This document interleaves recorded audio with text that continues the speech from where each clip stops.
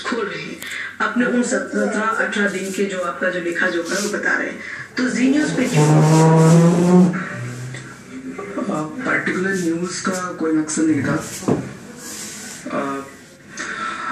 Intention यही थी कि जो चीज़ें हो रही हैं पहले मैं वॉच करता रहा, सहयोग करता रहा, जितना टीवी पे, मीडिया में या फिर न्यूज़पेपर में जो भी चीज़ें पता चलती थी, काफ़ी सही चीज़ें भी होती थी और काफ़ी बनावटी जिससे होता है कि अपने रिमूवर्स कर सकते हैं उसको। लेकिन धीरे धीरे लगा कि सारा जो डिस्कशन है या तो मुद्दे से हटके या जो एक्चुअल प्रॉब्लम मैंने फेस करी वो तो मैं बेटर तरीके से जान सकता हूँ, मैं बता भी सकता हूँ।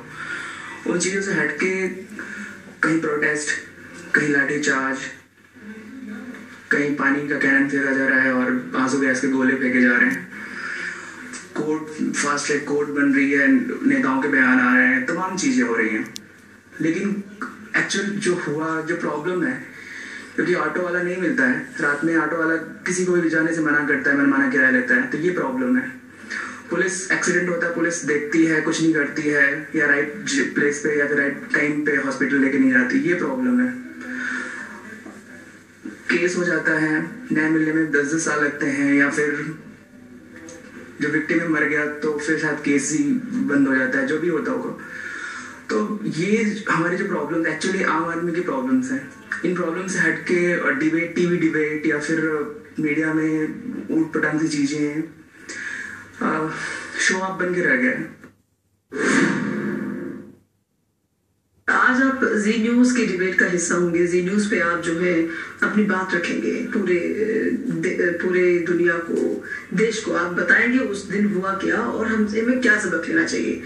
तो ऐसे में जी न्यूज के सामने आपको और लोगों के सामने आने में कोई दिक्कत तो नहीं?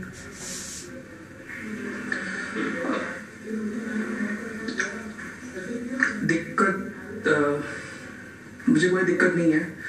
अगर मेरे एक छोटे से प्रयास से, अगर मेरा छोटा सा कदम है, अगर कुछ चेंज कर सकता है और आगे आने वाले टाइम में अगर ये कुछ भी बदल सकता है, अगर 0% भी, कुछ भी हल्का सा भी अगर चेंज ला सकता है, तो शायद ये सही होगा मेरे लिए भी और सभी के लिए भी। तो जी न्यूज पे जो आप अब इंटरव्यू जो दिए हैं, आपने जो दे रहे हैं, ये अपनी स्वेच्छा से दे रहे हैं और इसका मकसद एक पॉजिटिव आउटलुक जो है देश के सामने देना है। मैं ये कहना चाहूँगा कि मेरे इंटरव्यू का पब्लिसिटी स्टंट या फिर कुछ इस तरीके से कि हाँ इतना बड़ा इंसिडेंट हुआ, अब उसको लोग सोचते हैं कि कैश करो, काफ़ी चीज़ें लोग सोचते हैं, और ऐसा कोई इंटेंशन नहीं था। फर्स्ट डे से लेके जब तक हमारा चार्जशीट का काम जो भी था वो फाइनल नहीं हुआ, तब तक मैंने किसी से भी डिस्कशन भी नहीं करा, वॉच करता रहा, देखता रहा।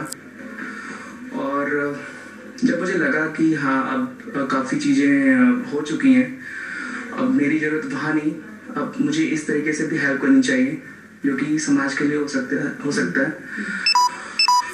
तो मैंने स्वेच्छा से और फुल कॉन्शियसली मैंने ये डिसीजन लिया कि अब शायद मुझे ये कदम लेना चाहिए एक बार।